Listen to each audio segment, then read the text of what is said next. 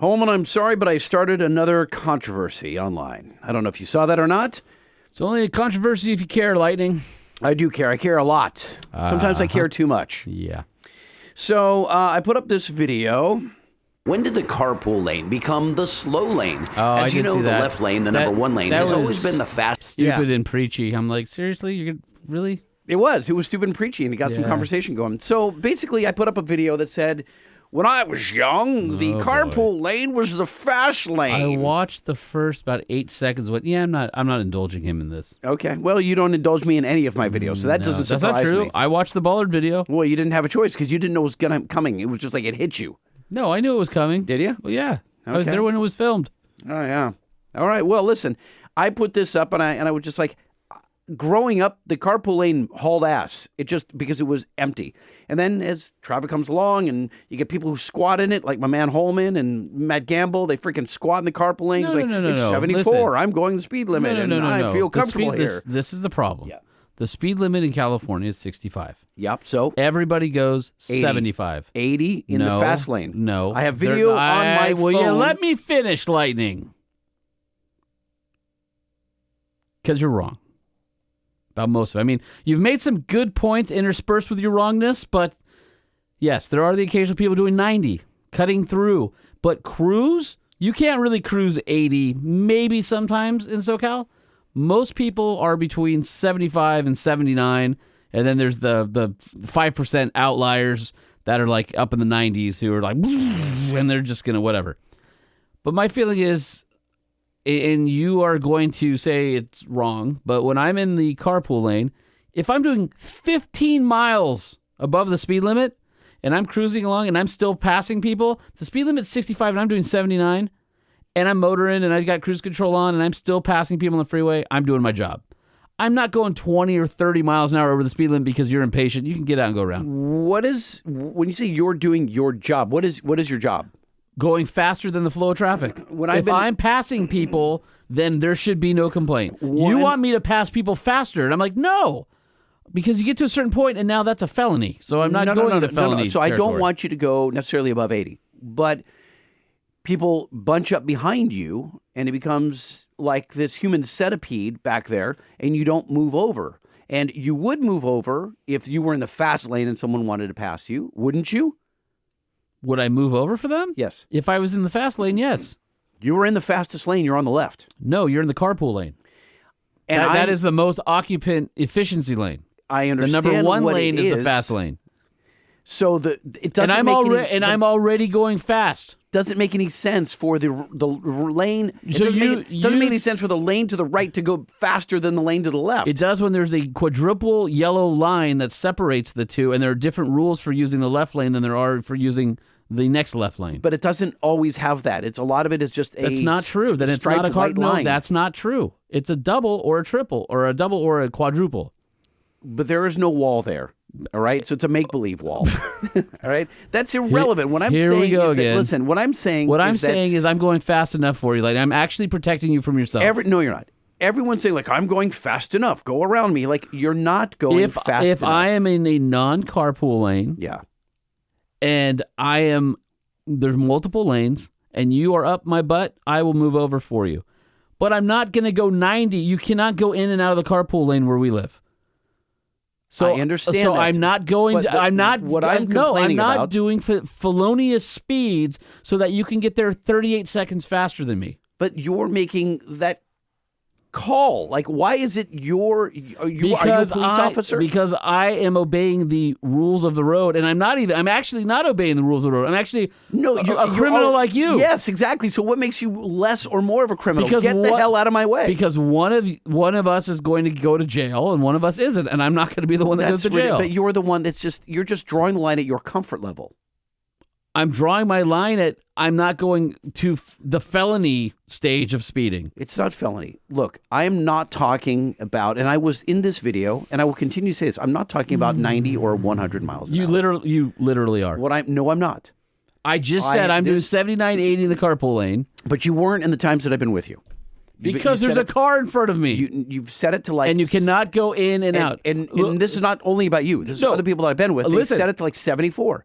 I don't generally speed. My general speed is 10 miles an hour over the speed limit, and I'm fine there. So you're 75, which is 5 miles an hour slower than you should be going in the fastest lane. No. Because California, we're doing 80. No. That I'm still above the speed limit, and I'm still passing people. You want me to pass people faster. I'm not going to do that.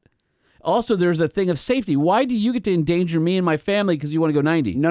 Oh, I'm sorry, 89 because we're not talking about 90 or 100. No. Now, when the number one lane is moving slow, then I definitely slow down in the carpool lane. We're not talking. Definitely. So if someone that's stupid, right? I'm not trying to pass everyone. But now you're adding the speed. No, now you're adding caveats to your argument so that you can be right again. When the just like we've done this before with license plates and bollards. This is how I think. Deal with it, or don't. You won't have to soon. Soon, yeah, it'll be good. It'll be great. I'll cut this out.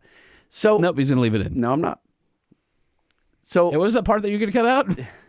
Just like you have your comfort level, I have my comfort level, but you're imposing your comfort level on me. I'm not imposing anything on you. If the number one lane, which is the passing lane, no. Let's define the language first. Are you calling the carpool lane the number one lane? No. Okay, because it's not. I know it's the carpool lane. I'm aware. Okay. The number one lane is the first lane that is not the carpool lane. Okay. It's number one, and it is, everyone's like, it's the passing lane. I call it the fast lane. I know it's not the fast lane. It is the passing lane. However, in most places, you guys will all agree with me, people like me squat in the first lane, in the number one lane, and go as fast as you can go legally or safely. And here, today, yesterday, day before, and the day before that was 80. And so I go 80, and I will be side by side with the highway patrol, and he doesn't even blink because everyone in this lane is doing 80 safely. When you start to get into a situation... You should definitely always go as fast as the police car next to you. Always.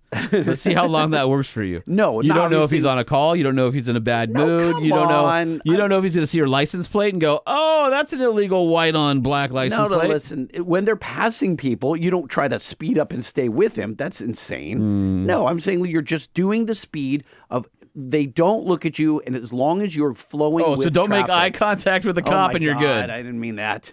I'm saying, as long as you flow... If I look at him, he's going to see that I'm speeding next to him. No, I look over, I wave, I'm like, good job, officer. Yeah, no, I'm saying you just go with freaking the flow. No, you always go... No, you never go with the flow. You always go 1 or 2 miles an hour slower than the flow, so the guy in front of you gets the ticket. I realize that's your strategy. If I'm going with the flow, I'm okay. It's when you're not, when you're the sore thumb that sticks out and you're either weaving, you're going faster. That's you, because you're like, this guy's in my way. Number 2, 3, 4, 2, 3, 4, 4, 4, 4, 3, 2, 1. I'm back. I don't do that. I don't do that. I hate when people do that. So you just swear and flip people off and flash your brights. I will sit. Do you flash your brights at people? Under what circumstance? Yes, of course I do. Of course I do. Do you honk your... If you're in the fast lane... Yeah. And you're going 80. Yes. And the guy in front of you is going 78. No. 75. No, I won't do that. I don't do that. Where I flash my lights is when he's going 55. That's ridiculous. But it happens. No, it absolutely happens. Listen, it happens quite often. That is an absolute edge case. It's not an edge case. It is in the number one lane. Yes. I drive 100,000 miles a year in Southern California. I would say it's once every 2 weeks minimum. Yes, once every 2 weeks minimum. I run into the guy. It's less than 1%. It's just like people who don't. It's a modify 1995 F-150s. Toyota pickup with rakes in it, and he's doing 55 in the fast lane. Okay, that happens. Or in the passing lane once a week, where that guy is there. But I'm behind him, and I flash him, but he can't see me because he's got trash cans and bags of lawn manure in the back. If he's going that slow, and your speed differential is that different, pass him. Oh, I do pass it if I can. Sometimes there's so much traffic. He's literally holding up me and hundreds of others. No, he's not. He's in one lane. No, listen to me. The number 2 lane is going a lot slower. No, they're going faster. So maybe he's being safer. The number 2 lane is going faster. Then you're undoing your own argument. If the number 2 lane is going faster, then you would go to the number 2 lane and pass him and get back in the number 1 lane. I want him to get over so he's not holding up everybody else. He doesn't like you. He doesn't think you're king of the highway. Doesn't know me. He doesn't care. I'm just saying, people, be courteous. If there's someone behind you, whether he's nice or an a-hole, move out of the way. I will get out of the carpool lane if someone wants to haul You ass. just had to I get will. one last rant in, didn't you? There's more. There's more. Is that how this is going to go? It is the Truck Show podcast. We have Ron Knoch coming up. He is the president of Diesel Motorsports. And what that is a phenomenal series that tours the country. And if you're into sled pulling, huge horsepower on the dyno, eighth mile racing, and show and shines, that whole thing, Ron is your man. We're going to talk diesel coming up. All right, but before that, I got to tell you about getting passports expedited. Yours actually was expired? No. This is what sucks. So I'm supposed to leave on December 31st to go to Dakar. Yeah. And Saudi Arabia requires 6 months left on your passport to get a visa. What? And so I have basically What's the rationale less there? than 2 weeks, because if you get something happens in country, you can legally be there, I guess, if you get stranded. Oh, that makes sense. So I have to expedite my passport and go deal with that whole thing so that I can go to Dakar. Are you going up to north on the 405 to the Federal Building in Nope. downtown LA, Nope, which is the worst thing ever in the whole world? There's a company that does it all for you. So I'm like, I don't have that kind of time. So pay the money and How you much do is the pay the thing. money? How It's much not cheap. It's a couple $100, isn't it? It's more than that. More than that, yeah. Is it more than 1,000? No, plus the government fees and all that stuff. But the normal, so you have like emergency expedite, which is 3 to 5 business days. And then the next one, the normal expedite is, I think they said it was 7 to 12 or something like that work days. I don't even have 12 days left, let alone. So I got to do the Mamma Jamma one, and that's going to suck. What do they do? They actually hire a human to go stand in line at the Federal Building? There's no way to get around that. I don't know. You sign up forms, and if they're your agent who can process all this stuff for you, they have a computer. They're sending someone to stand in line. Full computer. So you do all the things, and it prints out like a full stack of documents that has everything filled in. You do it online. It prints it all out with all the forms and barcodes and everything. Dude, you're human trafficking now. Then you sign it, and then you put it in a FedEx with your passport and your new passport photos, and you send them on its way, and then they come back. It's going to some poor... Don't know. Some poor African kid No, is going to I don't think so. get to stand in line for you. No, because when I went to AAA to get my my passport photo, it was the same company AAA uses. Oh, we can expedite through these guys, but because I got my discount through Clear because of my Delta status, they did it also. So I felt better going to AAA, finding out they had the same company who does that. So I'm like, all right, well, at least I know it's legit if AAA is using it. So I had to do all that stuff today. I'm still trying to figure out my axle issue, so that's been super fun. So your Jeep is still smiling. It hasn't moved. I literally haven't even opened a door since the last time we recorded. And on top of all that stuff, I was at the LA Auto Show. Do you do the for same the past thing 2 weeks? When your kids get hurt and they have to go to the doctor? I just leave them. You just leave them and shun them, I actually right? put them in the fast lane, and I just say, try figure it out. Touche. Funny story. My daughter actually drove on the freeway for the first time. Did she go in the fast lane? She said she was terrified of all the lanes. She was terrified. So that's what happens. Anyway, so then we wrapped up our OVR. So I just wanted to do a quick shout out because there were a lot of listeners who came up to me at the auto show, and they were like, one guy's like, Holman? And I was like shoving my face with food. I'm like, and he goes, oh, I love the show. I'm like, okay. He's like, sorry to interrupt you while you're eating. I'm like, okay. Did you take a photo with him with the food in your beard? I don't think I took a photo with him, but I definitely took a photo with quite a few people. So look at you being a celebrity. no, it was weird. I was sitting there with my business partners, and people were walking up, and they're like, oh, hey, I listen to the podcast. And I was like, wow, there's actually people who listen to the show. How do they know what real. you look like? I mean, I guess social media, or they follow at Sean P. Holman, I suppose. I mean, I guess so. Oh, and a special shout out to Marco Polo. Bonello. He's the one that came up to me, and he owns the pizza place in San Pedro. Oh, the one we were going to do a show from and never did. We never did because we sucked. And so he came up. He goes, "Hey, we met, at this other show." I go, "Pizza place." He goes, "Yeah, in San Pedro." I go, "It's funny because I was just talking about going there, and I've been traveling so much, like I haven't forgotten you." And he was like, probably like, "Yeah, right, a-hole." Right. And and yeah, so as soon as I'm done traveling, I'm gonna go to San Pedro and I'm gonna go have some pizza. Did he say, "You're a lying sack of shit"? No, why would he say that? If you guys go to Bonello'sNewYorkPizza.com. what are you trying to grease him now? Yeah, at Bonello's Pizza San Pedro on Instagram. That's Pedro. Whatever. No one says Pedro. You live here. You know it's not Pedro. And it's not Interstate 405. So there. Okay. So anyway, shout out to Marco and his family. So thanks for stopping by and saying hi. Anyway, it was great. It was great seeing people. And I told you I got to do tours, right? Yes, you got you took tours. Oh, no. I'm confusing that. I was thinking the tour of the Nissan Armada because you told me about the woman who was like, she had the Range Rover and she fell in love with the Armada. So this past week, I had a couple more tour groups. It was weird. It was weird, like leading regular people around the auto show and like, hey, this is blah, blah, blah. Why is it weird? I don't know. It's weird because I'm always around like people who are super car knowledgeable and these people are just like, teach me about cars. So we spent 2.5 hours doing that. Is it refreshing? Dude, I made a big tip. Is it Sunday. refreshing?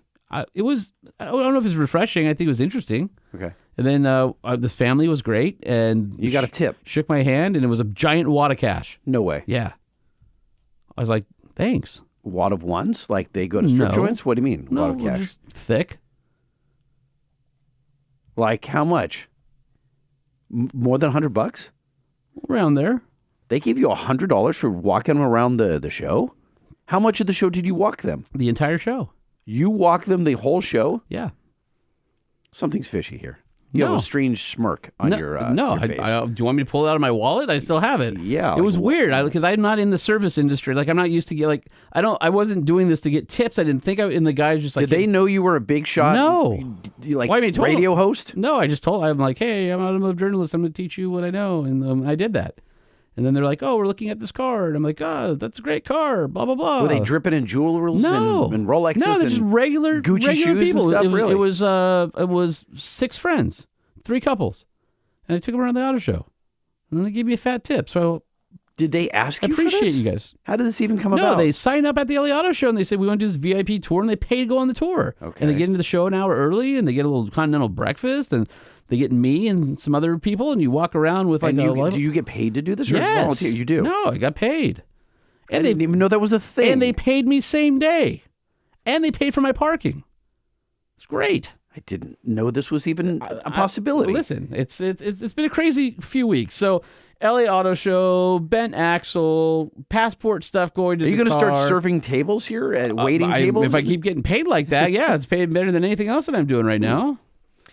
A lot of revelations happening before we even get to the intro. And then I leave like next week to go drive Nissans in Tennessee, the new Armada. Got a lot going on, man. Yeah, apparently. So do I. a lot with this show, too. Mm-hmm.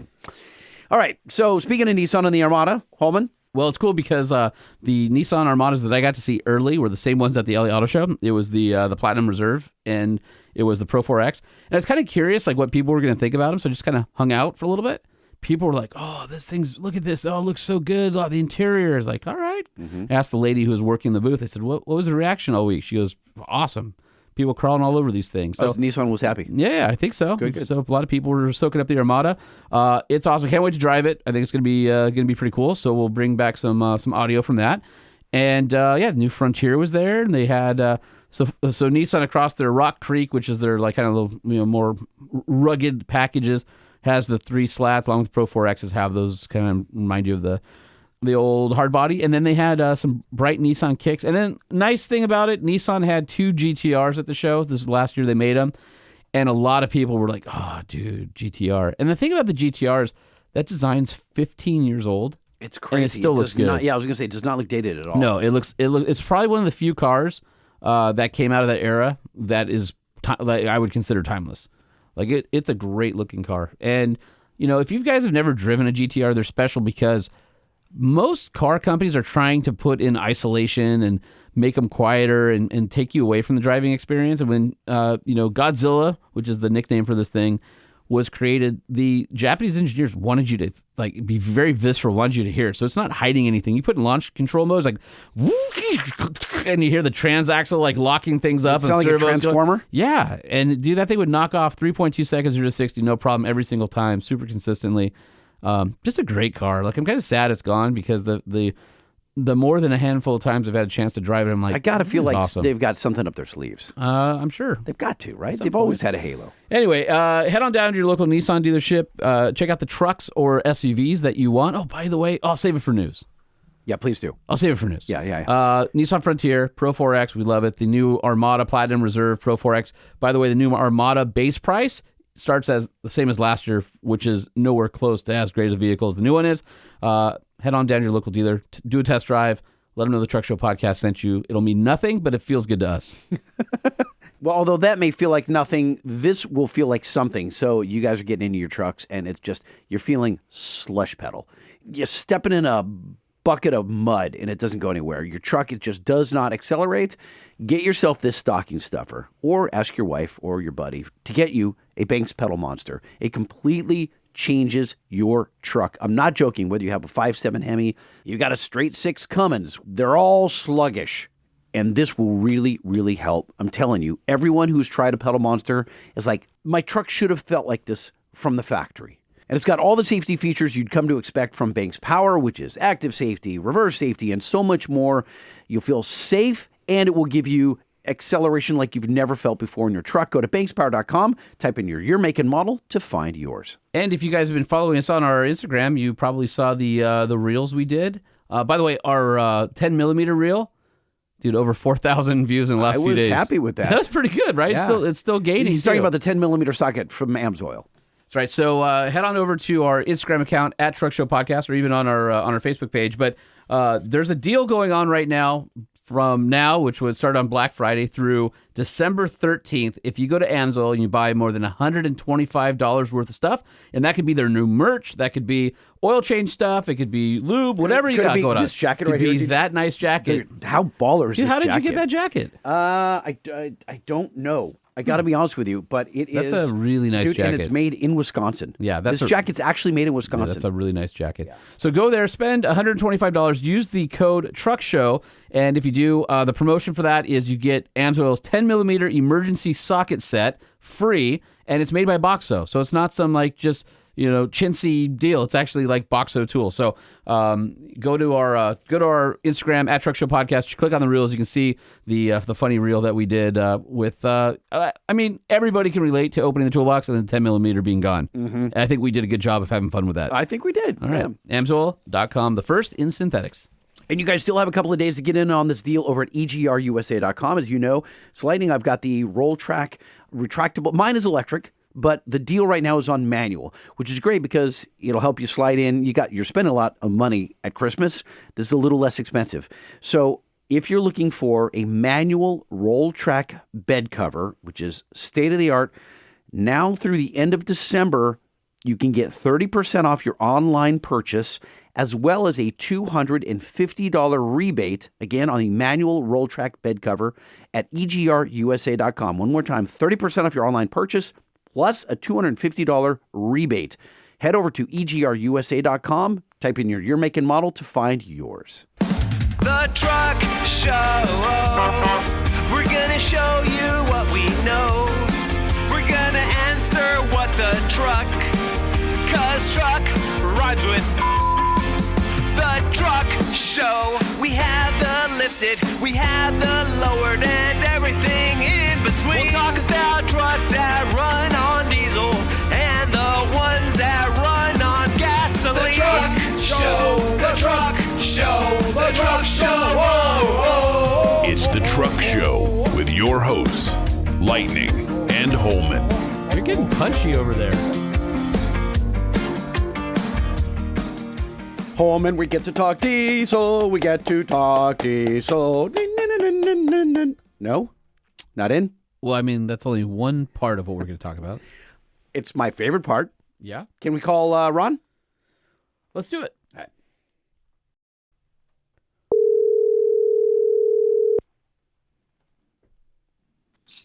Ron Knoch.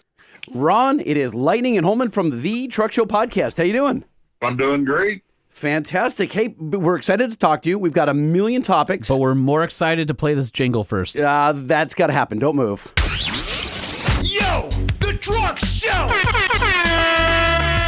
Who dis? Who dis? Who the hell is this? A Truck Show interview you don't want to miss. We talk to top dogs in the industry. How'd you blow up? How'd you come to be? Who dis? Who dis? Truck Show represent. If Ron has never listened to the show before, he's in horror right now. Yeah, going, he's "What incredibly is-" disappointed with his life choices. I got to get a double drink after hearing it. That is very That's true. fair. On the phone, we've got Ron Knoch. He is president of Diesel Motorsports. And you're like, what is Diesel Motorsports? You might not ask that question if you actually pay attention to Diesel Motorsports, though. Diesel Motorsports has a series of, I think, 10 events around the country, and they're becoming the go-to guys for diesel motorsport events, whether it's like drag racing, sled pulling, dyno, show and shine, all that stuff. They're the guys like to watch out for when it comes to like hobbyists or professional racers. So we got a lot of ground to cover here with you, Ron.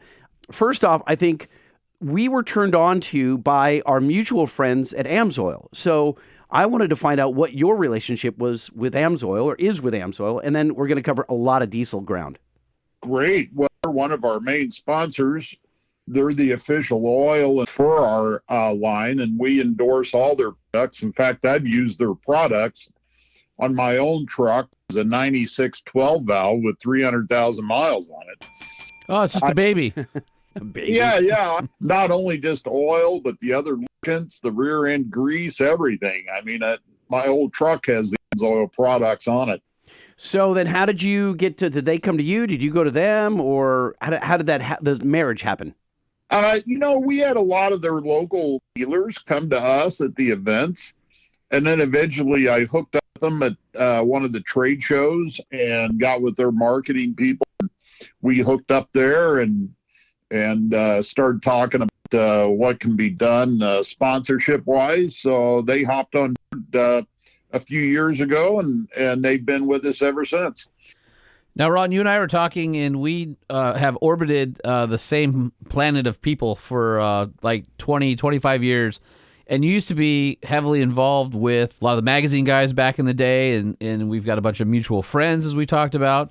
How did you get into automotive, and then how did you become basically the owner and promoter of a race series?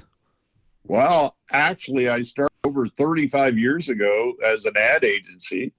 One of our main clients was Aerospeed Warehouse, which was the old Performance Corner that was right here in Kansas City. And I worked with it for well over 18 years. And then I started doing marketing consulting. And one day I got a call out of nowhere from a fellow over in Indiana. And he said, "Hey, I got your from SEMA that said you were the truck marketing guy we need to talk to. We're doing a diesel truck series, and we just started it." And that was Eric McBride over at Diesel Hot Rod Association, DHRA, and they are the original ones that started all this. And he said, "We need you to come and let us know what we're doing right and what we're doing wrong." And so they signed me up, paid me to come down to Houston. They were having their year-end event. Saw everybody compete there. And I said, "Well, you're doing everything good. You have insurance. You have rules. It's well done. You have a lot of high-end trucks." And I said, "I only see one thing missing." Then he goes, "Well, what's that?" And I said, "Well, you got 5,000 pickups in the parking lot. No one is selling them anything." And Eric goes, "Well, do you have some people that would be interested in this?" I said, "Oh, yeah, let me pick up my Rolodex back then, and I think I could find a few, yes." Now, back then, did you have... Are you going to ask him about an actual Rolodex? No, it's like the kind that rotate the 360 Well, that's what he's talking degrees? about. Yeah, I was going to ask him if he had two of them, because the people that I knew that were always closing, the ballers, they had two Rolodex. I had two. Yeah, there was the ones that you knew you could count on, and then there was the prospects Rolodex, right? Mm-hmm. Rolodexes, right? That's how you knew. You would go to somebody's office, and there's a bunch of young guys listening right now. They're like, "Oh, what?" It was literally a round card holder, and you would spin a knob on it, and it was alphabetized. Yeah, alphabetized. Yep. So I didn't pay. I had an intern at the radio station. I had two Rolodexes, and they were full, and I paid them to put it into Outlook when Outlook was, well, I guess it was relatively new at that time, like late 90s. And I paid them, it was like created, and I've had that file ever since. That's the file that's on my phone now. I wonder how many Outlook. people still have a Rolodex on their desk. There's got to be people out there, right? I think Ron probably has one just for just as a memento in the back. He just goes through and sees all of his friends that are no longer around anymore. "Oh, I missed that guy. Oh, that was a good customer. I wonder where he is That today." guy's an asshole. I'm not calling him again. I'm going to tear it up and throw it in the trash. Maybe maybe so. Dude, I remember when people used to do that. Like, if I would call in a PR guy, like, I don't know, I wanted Tom Cruise or someone, and, like, Pamela Cates would not return my call. I would just, like, rip that thing out of there and crumple it up and throw it in the trash. Like, and then I go, I probably shouldn't do that. I need to keep on her good side. So, Ron, let's talk through the series. And so you're more from like a guy who's contributing sponsors to this thing to the president. Somehow you run the thing. Yep. It turns into a series, like I said, a 10-stop series. I think it's 10, right? Am I wrong? It depends on the year, but we used to run upwards to 28 different events over the year. Oh, geez. Okay. And the culmination is at the PRI show in December, here in December on the 14th. So you're, I guess you got 2 days, 13th and 12th through 14th at the PRI show. Indiana. Which is what is it? Performance Racing something? It's owned by SEMA now, right? Yeah, big racing show out there in Indianapolis. And there's all kinds of good racing that happens out there. Take us through building this lineup and the kind of crowds that you get and what we can expect to see at these shows. Well, it's changed over the 18 years we've been doing this quite a bit. It started out to be mainly sled pulling and dyno, but then it kind of transformed into split between sled pulling and drag racing. And then the drag racing has become bigger and sled pulling has kind of fallen to the wayside now. And the dyno has certainly fallen to the wayside ever since the tuners have been getting busted. Yeah. Yes, So, we're going to talk about that in a second because that's a big portion of this that I think we couldn't gloss over. The events they're well attended. You've got thousands of people in the grandstands, and they're seeing trucks competing in horsepower. And now it's, we've got trucks over 3,000 horsepower, which is bonkers. And every once in a while, they throw a piston into the audience. Well, they try to avoid that. They try to avoid it, but it happens. It's not really a piston. Usually, it's just a compressor wheel through the exhaust and the hood. That's true. I've seen pieces go out, but like obviously, Ron probably doesn't want us to talk about that. It was bad for insurance, but it's great for the crowd. You know what, guys? We've never had that happen at our events. Okay. Well, that's impressive. Okay. So do you make fun of the other guys that do? So Lightning's a big lying liar that lies.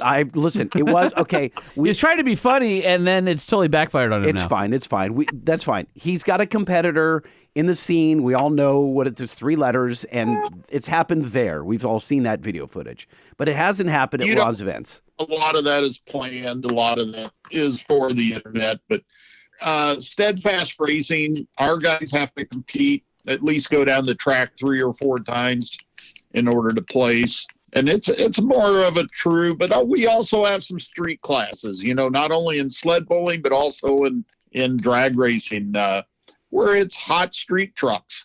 And, just the past couple of years, because of what you just mentioned, there's a lot of the sled pulling organizations that have now dropped the street truck classes. We're kind of dancing around it, but let's get into it. So this is no new topic to Holman and I. We've talked about the delete thing for quite some time, and tuners and guys who are moving emissions equipment in order to make big power, or just more simply put, taking a VIN vehicle that you drive every day on the road, whether it's a car, truck, motorcycle, and then modifying it so seriously or really doing anything that affects positively or negatively the emissions equipment. And the EPA's not okay with that, and we've all heard about it. We've seen about it. We've talked to many tuners from SEMA Lab to the guys who've gotten popped. Our listeners are very familiar with this topic. This sport that you're in, that you are president of this organization, you see this stuff every day. Like, to make big horsepower, it's very, very difficult to do it with emissions equipment intact. If it had a DPF, it's getting full every single quarter mile or eighth mile that you're running. Like, it's not plausible to it's not doable. The high-end vehicles that are used in racing and bowling in our series are nowhere even want to be on the street with them. They are made for what they're made, racing or high-end sled pulling. I don't know if you've ever ridden in a 3.0 or a 2.6 sled pulling truck more than 30 feet. You will not want that on the street. It would jar. There is no suspension. There is no steering. It is made to go 300 straight feet and shut down. I mean, there's no way that thing's going to be on a street vehicle. I remember we did a Diesel Power Challenge one year. One of the Cummins trucks blew out its freeze plugs, lost two of the 6 cylinders, and was on fire. It was still pulling down the line, and it was just like you just can't kill it. Well, we've seen somewhere like the suspension is falling apart, and it's just like powering through suspension that is leaving behind. I remember seeing an IFS Dooley Chevy 3500, and he launched from the line and had a Duramax that was all done up. Mm-hmm. And I will distinctly swear, I remember this, will swear till the day I die, that whole frame twisted like a banana as it lifted up and the wheels pointed inward at each other. And I'm like, he's a banana. And I'm sure it probably wasn't that extreme, but in the moment, I literally saw the whole thing twist as it was pulling away. And I was like, wow. No, honestly, most of the high-end drag racing vehicles and the sled pulling vehicles have not seen a street for many years. Most of them are trailered in.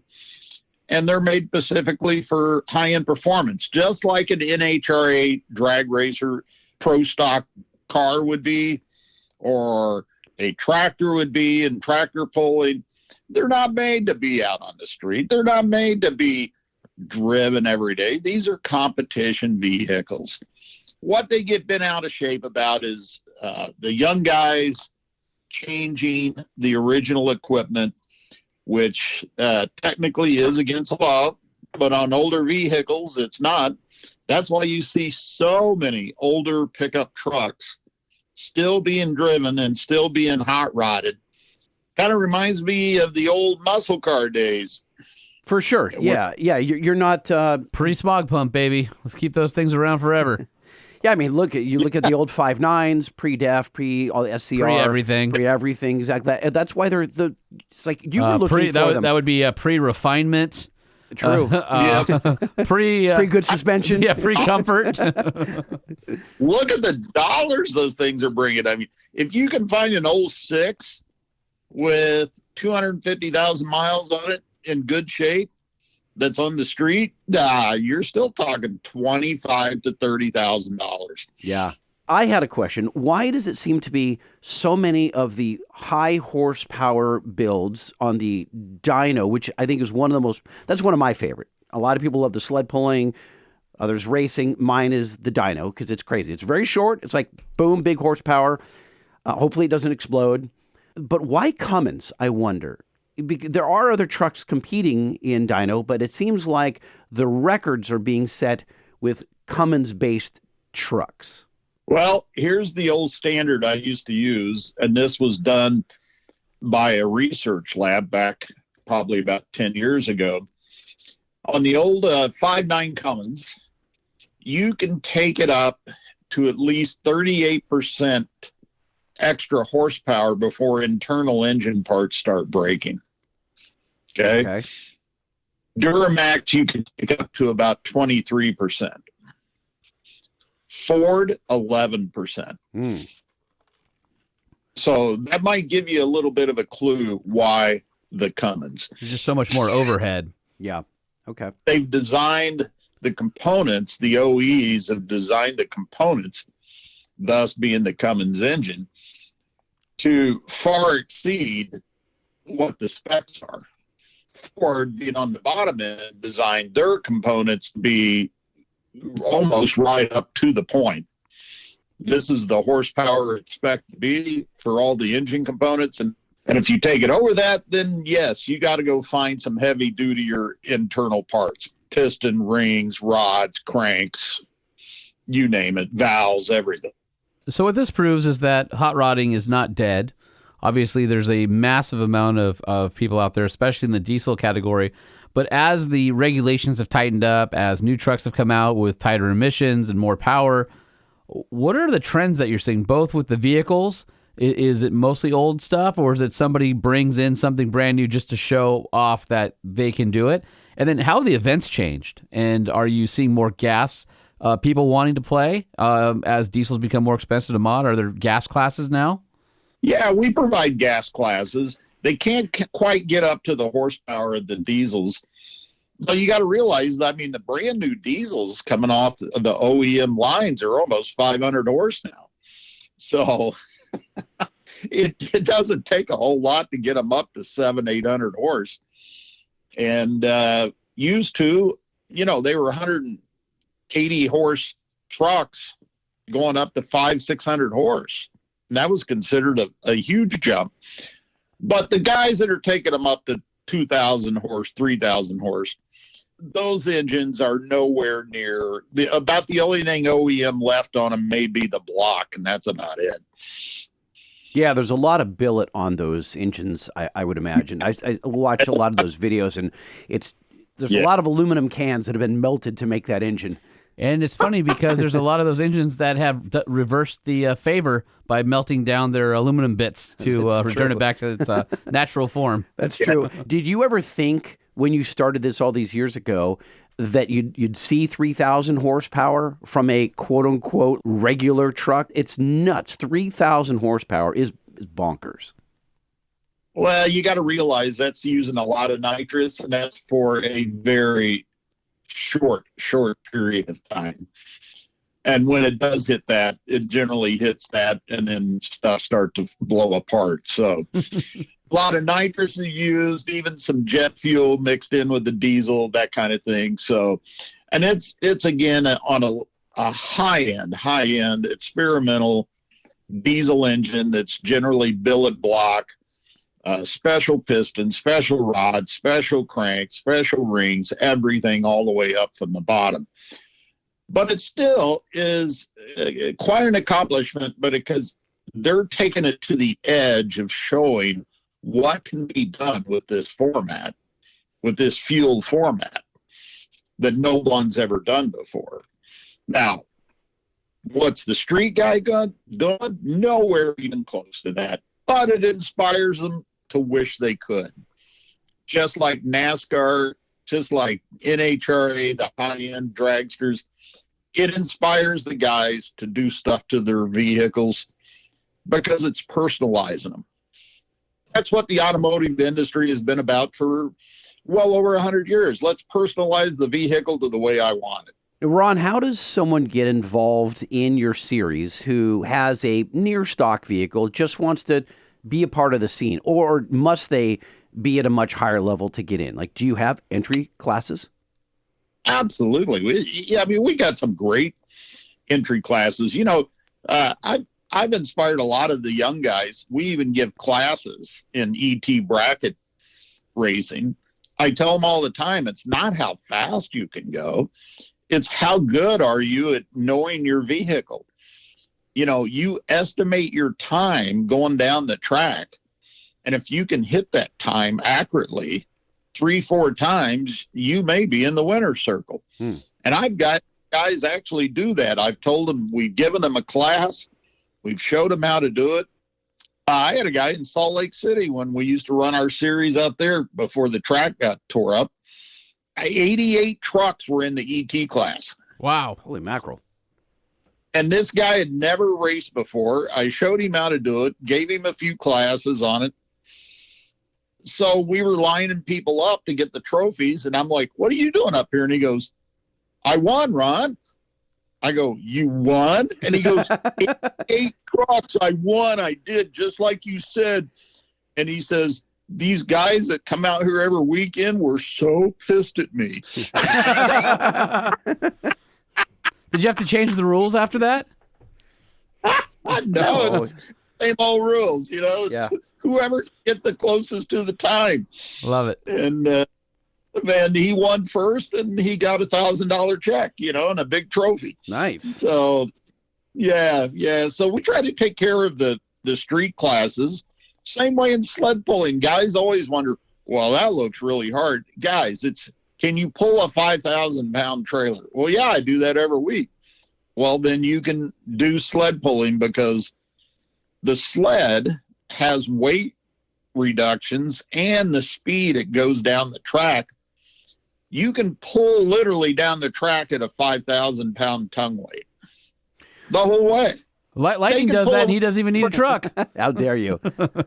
Yeah, these guys can take a regular truck. In fact, we have a stock called Pure Work Stock. It's not stock appearing turbo. It is pure turbo, what came with the truck to pull down the track. And the sleds adjust it, and they have fun doing it, and they go, wow, that's how it gets them started in the sport. So then at what point do you start breaking things on a stock truck? Like, is it the weight? Is it the speed? Is it the combination? What is it that starts breaking things? Is it hopping? Like, yeah. At what point do I go, I just spent 80 grand on this truck? Yeah. Like, yeah. 80? Man, I was just at the LA Auto Show, and there's like 109 fully tilt. No, I'm talking about dually, man. I'm talking about a used 04. Yeah, okay. Yeah, that sounds about right. Well, did you start with a truck that had 20,000 miles on it, or did you start with 40,000 miles on it? Right. So obviously the older truck's going to break stuff quicker, you know. It's how far they push it. You know, I've had a lot of guys show up and they're like, my truck, my street trucks, it does 1,000 horse. We're gonna wipe everybody up. I had a pull in Ohio one year. We had a street class. Some old white-haired guy shows up in a dually Cummins, drove there, didn't change his tires, anything, put it in gear, and out-pulled everybody by 40 feet. Wow. I was hoping you were going to tell me it was an 0573 Excursion. And then he blew off on stock street Then tires. he blew off his knuckles, rubbed them on his jacket, got it, and drove away, and nobody's heard from him since. He lives only in legend. Yeah, this guy didn't have any big fancy wheels or decals or, lifted truck. It was just a regular old farm truck he drove up there. I love it. Put 40. He goes back to the stands and he picks up his wife and he goes, "Come on, Cheryl, let's go. Let's go home." I won the bet. I'm buying Cracker Barrel. Tell Bobby I won the bet. We're going. I had a local shop that put up an additional $1,000. So that was like a $2,000 or $2,500 purse for first. And I called him and I said, hey, was that your grandfather that snuck in there and won that? Oh no! He's like, wow. No. Oh, he's like, that was me. Tough crowd. And he goes, no, I don't know who that guy was. It's all on the surface. Obviously, a couple of locals told me, oh, that old guy over in his county goes to every county pull in that same old truck, and he beats everybody because he knows what gear to put it in, when to shift it up, and how to pull. That's good. Hey, knowing is half the battle. Yeah, I mean, it's like any racers. The racers that come to ours, the guys that win on a routine, on a yearly basis, it's because they're good at the lights. They're regular old-time racers. They know how to cut the lights. They know how to go down the track. They know how to find the surface and the groove in the track and how to take off, measure the track for what it can do. I've had a lot of guys in their high-end trucks show up and go, this track is crap. This track is no good. Mm-hmm. And I'm like, yeah, whatever. They were running 3-second Pro Mod NHRA vehicles down it last weekend. So yeah, I don't think so. Why do you suppose we get gypped out here on the West Coast? Like, there is technically a few events, kind of Northern California, Sacramento, but there's no SoCal. There's not much. Like, there used to be some stuff in Phoenix. There's not really anymore. There's a lot in Utah. There's some stuff in Vegas. Simple reason for that. It's called California. Yeah. None of my manufacturers, none of my sponsors can sell parts in California. Why would events in a state where we can't? Hell, some of my guys can't even pull their vehicles on a semi into the state of California because they get stopped at the border and said, I have the right equipment on the semi.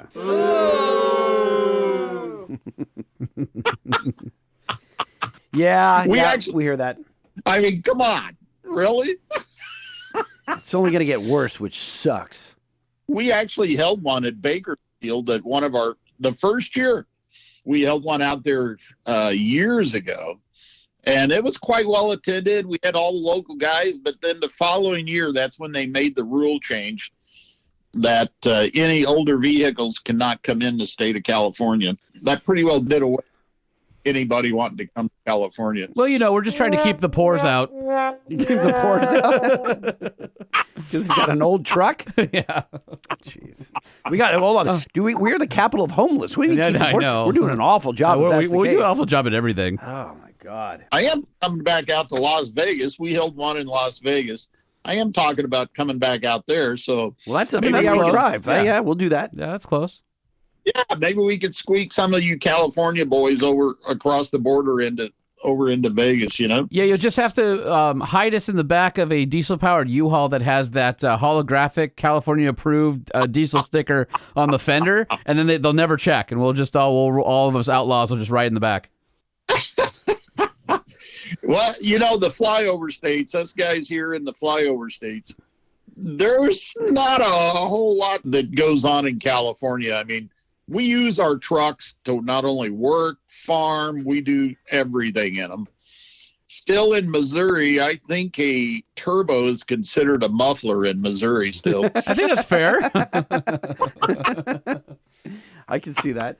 And I know you call it the flyover states, but just so everybody knows, I try and drive cross country at least once a year. Mm-hmm. So I think I do a fairly good job of making sure that I'm paying attention to the rest of the country and not just being some West Coast elitist that's trying to bypass all the good stuff. Well, I tell you what, the concentration of trucks, and we've gone everywhere in the past 18, 20 years, all over the country. But I can tell you the majority of the trucks and the high horsepower trucks are in the farm states, everywhere from Kansas over to the state of New York. Indiana, Ohio, Pennsylvania are huge into the diesel pickups because it's still a huge farming community there. Which is crazy, by the way. The middle of California is all farmland. I mean, your almonds come from your oranges. Well, if you look at the map, everything that's not the coast was red. Correct. Yeah, that's true. Yeah, for you guys who were watching politics, a couple weeks back, most of the state is red and farmland. And where we live is red, except for the cheating that went on. Otherwise, we would be so like Ron. I don't know if you know this. I work for Gale Banks. We get the numbers from SEMA and from Experian, and we look at the actual numbers of trucks that are on the road, and the highest population of trucks, or the most trucks per capita, is California, followed by Texas, and then Florida, and then the rest of the country. It's ironic that the most trucks are in California, but it's the most heavily regulated, and people who are in the media and everything else think that there are the fewest trucks in California. It could not be more polar opposite than what they believe and what the media would have you. We're abundant with all sorts of things. You may have a lot of trucks, but do people spend money on their trucks? Yes, they do. Oh, yeah. Yes, they do. They really do. But they're not doing it's weird. You come in a Northern California because it's more farming, and so you do have the sled pulling. You do where guys will go to Utah and all that stuff. And I sponsor some guys that do this stuff, and that even participate in your series. But you get into Southern California, and they don't come into the cities because, frankly, parking's tight, freeways are tight, all that stuff. So you get 15, 20 minutes outside of Los Angeles or Orange County, and all of a sudden it's Truckville. And it's that way all the way to Las Vegas and beyond. And so everyone in the rest of the country assumes, rightfully so, that everyone's driving a Prius or a Tesla. And it could not be farther from the truth. Like, I surprise people all the time. It's like Corey Willis. Why? Because you drive a Barbie Jeep? Just remember when Corey Willis came out here for the first time in California. Which was funny because I didn't know that was his first time, and we traded him to In-N-Out. Yes. And the thing that sucks is we used to be able to tell people, well, we have In-N-Out and you don't. And they're like, Now well, they I do. hate California, but you have In-N-Out. And now everybody has In-N-Out. Well, And not it's like, everybody. well, Not- but not- select places. Some. do. So but some of the naysayers, now we can't throw that back in their face. We have nothing now. So he tunes a lot of these trucks and did tune a lot of these trucks. And Corey comes out here the first time, and he's from Louisiana. First thing he notices, I've never seen so many. I didn't even know they made this many Teslas. So when we were in like LA proper, but then we start cruising him around, and he starts seeing trucks everywhere. And he's like, I didn't realize you had this many trucks. I said, you're still in the city. Wait till I take you just over this hill, and your whole perspective is going to change. And it did. He was stunned. And then I showed him the numbers. and I show them how many Chevy Ford, and Rams are sold here, and it's eye-opening. But it's just not in L.A. or San Francisco where all the politicians and the media are, which it's unfortunate. Right. Well, and I think that we've been forced out here to do things a little bit different, right? We can't be as brash and with our modifications. We have to use a little bit more thought in how we do it because we have to make sure it's emissions legal. But that's also, as much as you hate it, it's also what's pushed innovation too. I mean, you look at the hot rods when smog pumps and gas was changed to unleaded and all the things. And we overcame that, and the industry was still out here at that time. Now it's kind of spread out throughout the country. But it forced us to be better at engineering, and I feel as much as you might hate the regulations here, as most of us do, it's not necessarily a bad thing for what the outcome is. It's a pain in the butt the rest of the time, and they really want to be a giant fun sponge and keep anyone from being happy. But when I'm smoking a cigar on my porch at 70 degrees in a December afternoon, there's a lot of things I cannot worry about. But it's forced us to be better. It really has. It's forced the outcome and more ingenuity and more engineering. So that, I think, is maybe an unexpected byproduct. For years, I always thought, why LA, why California? So I started coming to MPMC by SEMA way in the probably 2006, somewhere in there. So every year flying in, I could see, and I actually drove in from Phoenix a lot of years, and I could see the smog settling over LA. But I've always wondered, you guys, you have like 6 to 8 lanes one way on your freeways. Oh, we have more than that. The I-5 by Disneyland, I think, expanded. Has 17 now or something like that. Well, that's both sides. Yeah. Oh, both sides, yeah. But here's my question. If you have that much population and that much traffic, how come they don't have public transportation?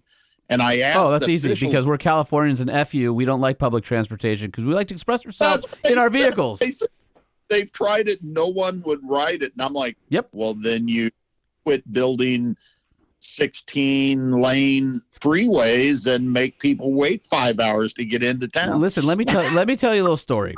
So, wait. Are you about to school Ron? No, okay. I'm telling him a little story. Okay. So, here's the thing: is I live in Orange County, near one of the busiest sections of we call it the 405 because we're Californians. Everybody else goes, it's I-405. Why do Californians say the in front of the freeway system? It's just what we do here, all right? And except it's not the OC. That's because of the TV show. No, before we just called it OC, and then they put the. That's people don't. Anyway, it doesn't matter. Yeah, F them. All right, so we did this improvement project, and we added a bunch of lanes, express lanes, and they said this is one of the busiest sections of highway in the entire United States, and it literally goes right by my house. And I can't remember how many billions of dollars they spent, but it was I want to say maybe a 12-mile stretch of freeway. Added express lanes, added additional lanes, and they said this is going to ease traffic. And now the toll lanes are like $20 in each direction to go there, and it's just as bad as it used to be. And you're going, and so up in LA, by where the Getty Center is, and by Sunset where the 405 goes up, they did this thing. They called it Carmageddon because it's the only way out of northern Los Angeles, the main route. They closed it for like 48 hours when they were widening the freeway there. And it was a big deal. They said if you cannot leave Los Angeles through the north while this is going on. And so they called it Carmageddon. They did this thing. Every radio station had a jingle that went, Carmageddon is coming. Well, it's funny because it was the 405 freeway, and JetBlue had a promotion. You could fly from Long Beach to Burbank, which went over it, for $4 or $5. That's a 3-minute trip. It was like it's 12, and we had. You could call, and I called, and I got on that flight. My daughter and I, it was the first time she was on an airplane. We flew from Long Beach to Burbank and back. No, you did not. Yeah, and the pilot... You just polluted more than Taylor Swift. Yeah, totally. And so we're flying over Carmageddon, and it's hilarious. The pilot's like, if you look out the left side, you can see Carmageddon down below. So everybody gets out of their seats, right? Like, you don't even get high enough for the drink cart to come out, right? You're just... there's news people walking around, like nobody's belted, and everybody goes to like one side of the airplane. They're all looking, like leaning over each other to look out the window. Did the plane lean like a ship would? No, but it was funny. The co-pilot says, and if you look out the right window, it's my house. Which I thought was hilarious. So it was the most chill flight ever, but it was hilarious that 12 minutes. We flew from one part of the south part of LA to like kind of the northeast part of LA, saw the thing. And I think they did a study. It was like, oh, yeah, we spent all this money. Your commute has been reduced by 5 minutes. And you're like, what? It's still 2 hours. Where are you people coming from? Anyway, that's just part of our problems. When I fly and travel, there's only 3 towns I buy the additional insurance for the cars I rent. L.A., New York, and Chicago. That sounds about right. Those are the exact same places that I get the insurance from as well. Yeah. Although Tennessee didn't treat me very well. I had a deer jump over a Nissan GTR once. And then my last trip I was there, so I'm going to Tennessee next week to drive the new Nissan Armada. And I was driving last time I was there. I said, hey, guys, I'm going to stay for a few extra days. We'll just leave you a truck at the airport. And I told my wife on this trip, I'm like, hey, I'm flying out Wednesday. We have our friends live there. Why don't you fly out Friday and we'll spend the weekend with our friends. We'll fly home together Sunday. And she's like, great. So I called Nissan and I said, hey, I'm going to be in town. Can I get some wheels while I'm there? And then you guys don't have to pick me up at the airport. Yeah, no problem. It was the same guy who handled the incident from last time. Your GTR incident? No. This was the Titan where, so this is the GTR and our friend Brent Hagen, who does product planning for Nissan. Ron didn't know he was in for all these stories. He didn't. And we were stopped at a stoplight and we got rear-ended by an old man in a Taurus. Like, oh, no. Just plowed in the back of us. Oh, no. So that actually happened. And then, yeah, it sounded kind of like that. Then the old man was yelling at us for being in his way. We were stopped at a red light, dude.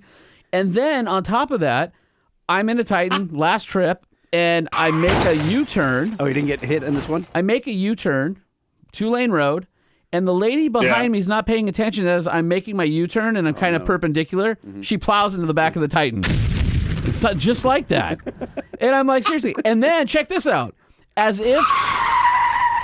I'm kind of glad that the Titans are going out of production now, because on top of that, I was in a backcountry drive, and I hit a turkey vulture flying across our lane, and it tumbled over the roof and landed in the bed, shook it off, and then flew out. Someone's telling you not to be in Tennessee. No, yeah. And then I was in Arizona doing the pace and grade back when the Cummins powered Titans were out. And we're pulling trailers, these little like little white birds that are, I don't know, they're little white birds. Yeah. And they fly like quails or something? No, they're not quails. But they fly across the freeway.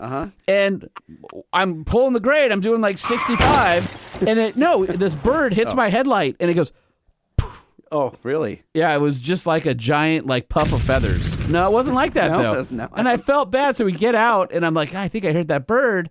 And I go back, and there's just a smear right along the front of the Titan on the headlight. And I felt bad. So I just don't drive them anymore. Tennessee. So maybe I need the insurance in Tennessee is my whole point. Coming back full circle on that. I guess you do. So, Ron, let's get back to your schedule of events here. Dieselmotorsports.us. Dieselmotorsports.us. December 12, 13, and 14.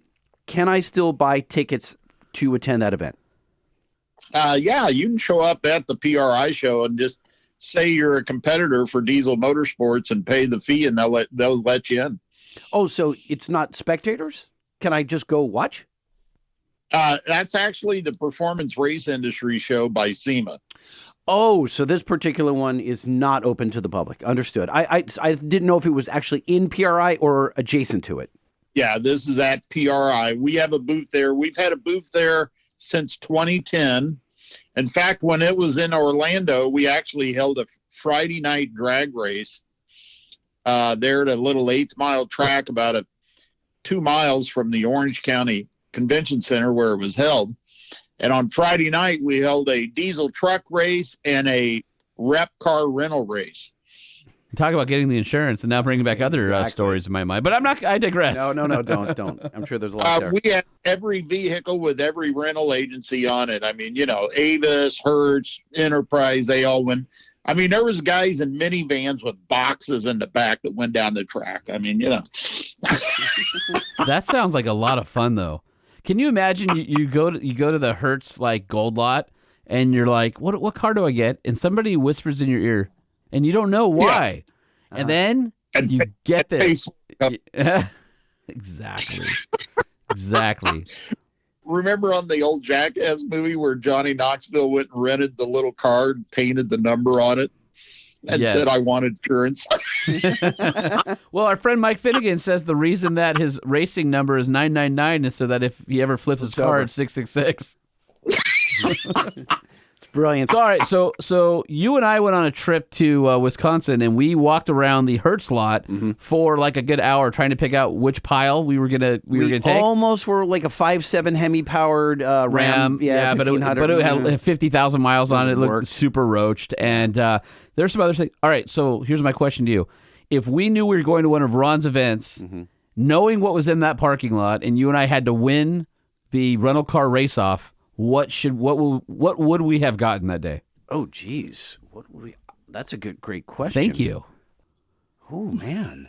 I think that the Ram would have been the best choice. I'm kind of thinking the Ram would have been right up there. Because everything else was front-wheel drive. Not everything.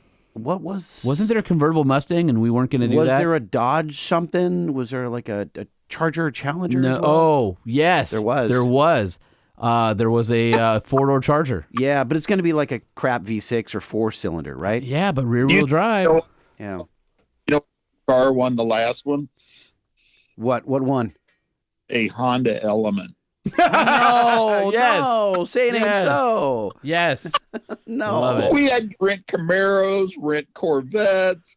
I'm going to win this. I rented a Corvette. I rented the big Hemi Challenger. I'm going to win this. Red light, red light, red light. The guy that won it he was a top pro racer, an HRA racer, in a Honda Element, cut them all at the lights, beat the tar out of them. Ron, would you say that because he was a racer, he was in his element? Ron, when do you announce the schedule for 2025 for that you'll be putting up at dieselmotorsports.us?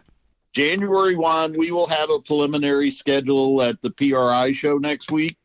And then on January 1, after the first of the year, we put them up online. And it'll be pretty well the same shows. We'll have our Horsepower Festival here in Missouri, the first one probably being around in April. May, we're going to go to, that's the original Thunder in Muncie. And that is the first diesel-only show held since 2001 in the United States, started by Eric McBride at the old DHRA. It's still held in Muncie, Indiana. Thunder in Muncie is the rat. I need that T-shirt. No, I was going to say, I need that Thunder shirt. in Muncie is either like a country band or it's the name of our competing podcast. Thunder in Muncie. Yeah, the hosts at the car show podcast are Thunder in Muncie. That is great. Yeah. Hey, everybody, it's going to be here all day with you. Thunder in Muncie. Hey, Muncie. Thunder in Muncie. Oh, that's great. And then we, in June, I think it's the 21st this year, we'll be at the East Coast Diesel Nationals in New Media, Pennsylvania, which is just outside of Bloomsburg, which is about an hour and a half north of Philadelphia, in the Pocono Mountains. I can't get over Thunder in Muncie. I'm stuck there because I'm thinking in my mind if there were a Simpsons episode where they wanted the Truck Show podcast in Shelbyville, it would be Thunder in Muncie. Yeah. Hey, so Thunder, when are you going to show up? I don't know, Muncie. Let's look at Diesel Motorsports US. Yeah. Okay, well, you got a lot coming up here. Yep, that's where the first one was held. And then we'll be up in Iowa in August and September. I still haven't picked a place yet. I usually get several tracks wanting us to come places at the PRI show. So I leave a couple of months open for it. Gotcha. So by January 1, we should have a full schedule up of where we're going to be this year. And they all change. One may be a truck show, dyno, drag racing, and the next one might be sled bowling, truck show only. I mean, it changes depending on the facility. Now, do I need to hit all of these events to win the series, or are they individuals? Like, are they standalones? Well, they can be standalones, but if the guys that follow the series, they earn points, and at the end of the year, they can be the point series champions. Yes. And like the one in Pennsylvania on June 21st, that is one of the few places in the United States where you can see sled pulling and drag racing at the same time going down the track. Oh, that's cool. That's very cool. They're parallel tracks? Yep. Beautiful facility. We built the track there probably 16 years ago. Now, Obviously, on Poconos Mountain, there are no clay dirt tracks. Well, Ron, I'm kind of curious, with them being next to each other, does anyone ever get confused and try and take the sled down the quarter mile? No. that could get ugly. Could you imagine it goes under the control tower and just like pushes the whole thing down and goes, "Oh, I forgot I had the sled attached. Sorry." That's in the Thunder and Muncie episode of It The is, Simpsons. but absolutely, yes. Now, gets a little confused at times, like, "Oh, which one am I announcing? The drag? Who just ran the course? Oh, no. Sled drag." Well, you got your hands full, Ron. Congratulations on the success of the series. Are you going to PRI, Holman, or no? No, I've been traveling. I could have. I just have no. There's too much going on. I've got that Nissan trip, and I was out in the desert, and just still getting over SEMA. I have never been to PRI, and I hear Yeah. really great things. It's like the SEMA show, but pure, if that's a thing. Plus, I might be going to Dakar still. So Yeah. Oh, yeah. There's no vehicles shown, so the tire kickers, the car show, truck show people are not there because there's none shown. It's strictly a parts show, and so it's strictly for competitors and for shop owners. and for competitors to measure each other's products with the scanning tool, right? Yeah.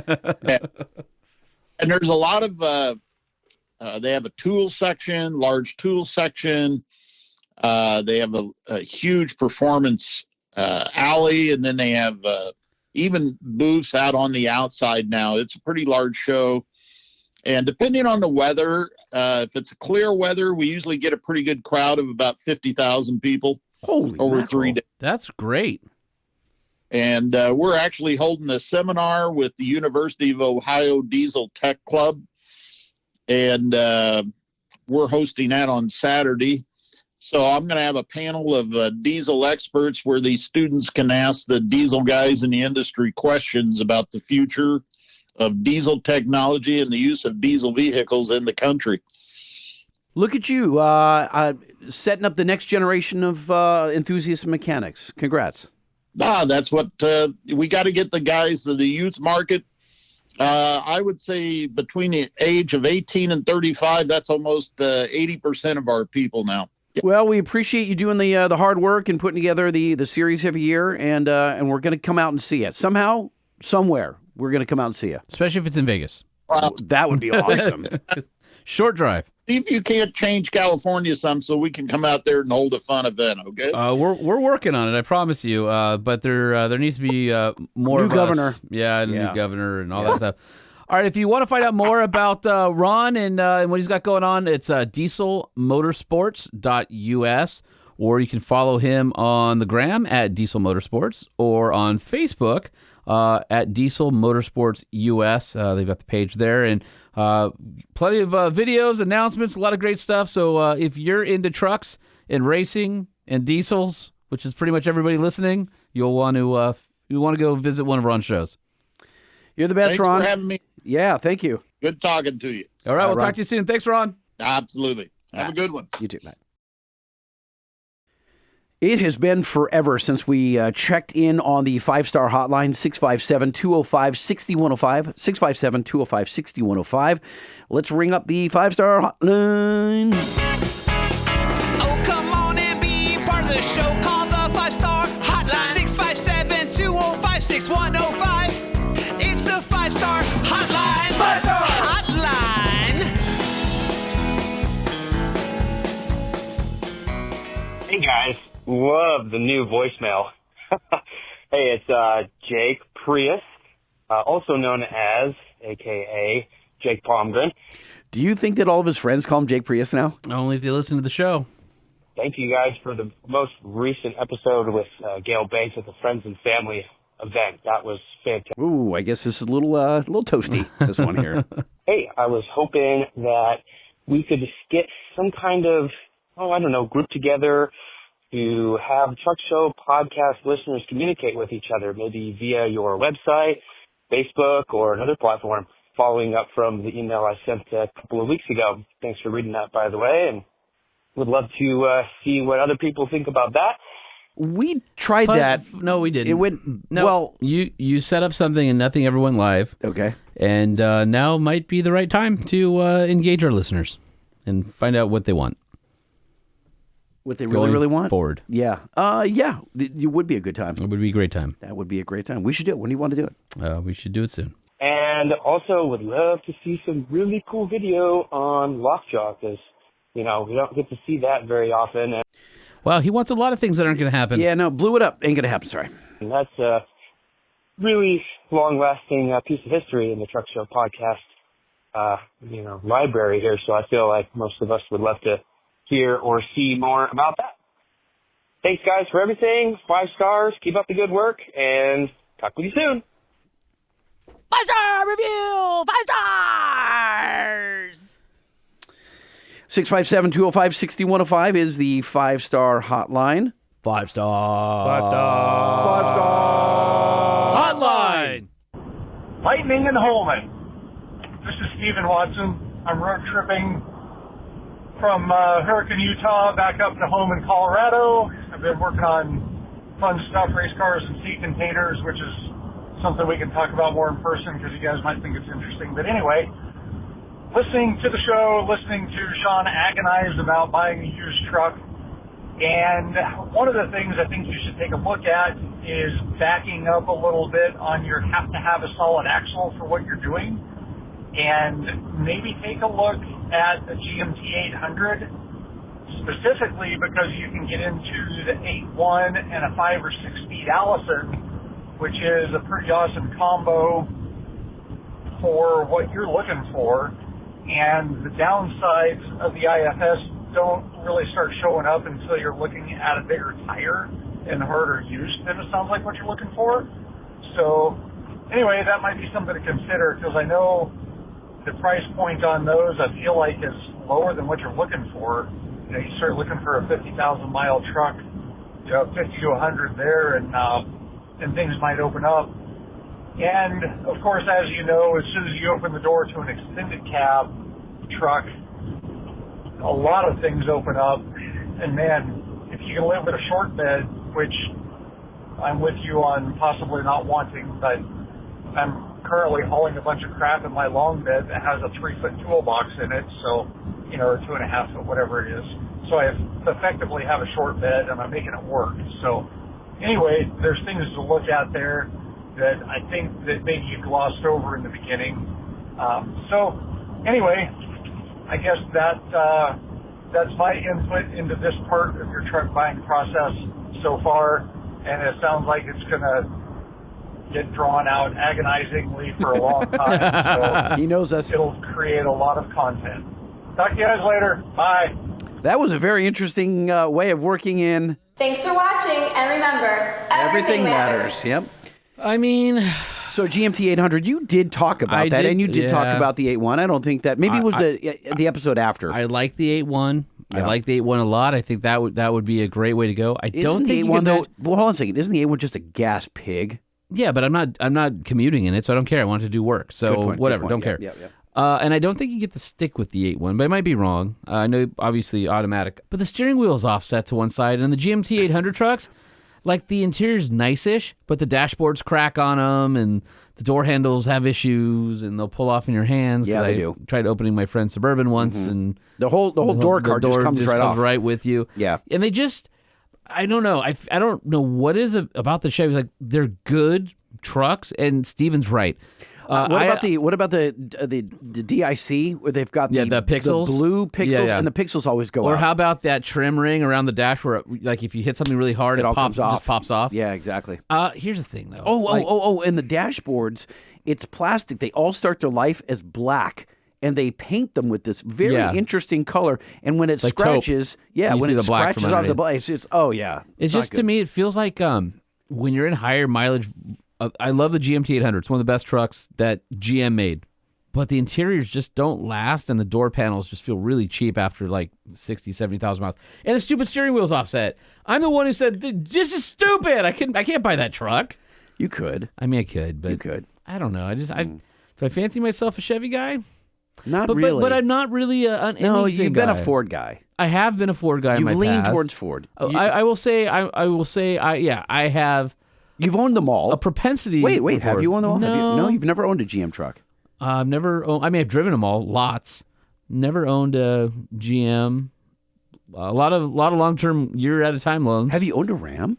I've not owned a Ram. Nope. So you've been a Jeep and a Ford guy. That's about it. And a Honda? Yeah. Well, no, not a Honda truck. No. But as far as trucks go, it's trucks. Well, Jeep is Ranger, truck adjacent. Again, it's Ford. Couple Rangers. Yeah.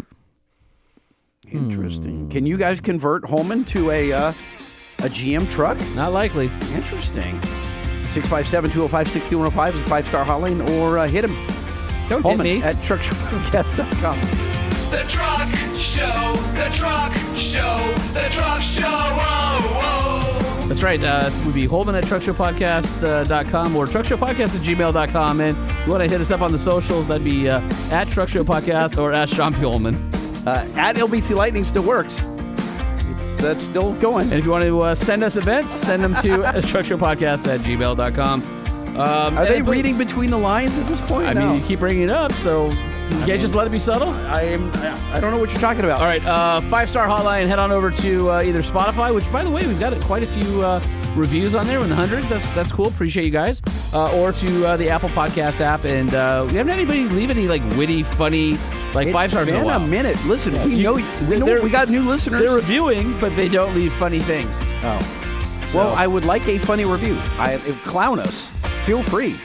Give us 5 stars and say whatever you want. And let us know who you want to hear on the podcast. Guests? Friends? What are you getting at? People you want to hear from. If you have a good guest idea, please do pitch it. We've had a few. Or if you'd like to be on the Truck Show Podcast permanently. Holman at truckshowpodcast.com. All right, so let's thank Nissan. All right. Thank you, Nissan. That's all. That's it. Thanks, Nissan. Thank you, Nissan, for presenting the Truck Show Podcast and sticking with me for a really long time. Yep. Which will outlast other relationships on the show. Thanks, Gail. And thanks, EGR. And thank you to AMSOIL. By the way, don't forget, go to AMSOIL.com. Spend $125. Listen, you got to get all that oil for your truck anyway. You want some new merch. They've got some great shirts and things like that. You probably need a fender cover, some gun lube cleaner, whatever. You can get that at AMSOIL.com. Spend that $125. Enter the promo code TruckShow, and you'll get the emergency 10mm kit. And we get credit. Yeah. So we look like heroes. Yeah, and then also go to at Truck Show Podcast, look at the reels, find our 10mm reel, laugh a little bit. It's funny. I think you'll dig it. The Truck Show Podcast is a production of Truck Famous LLC. This podcast was created by Sean Holman and Jay Tillis with production elements by DJ Omar Khan. If you like what you've heard, please open your Apple Podcast or Spotify app and give us a 5-star rating. And if you're a fan, there's no better way to show your support than by patronizing our sponsors. Some vehicles may have been harmed during the making of this podcast. Journalists, we have a special jail for journalists. You're stealing, right to jail. You're playing music too loud, right to jail, right away. You're driving too fast, jail.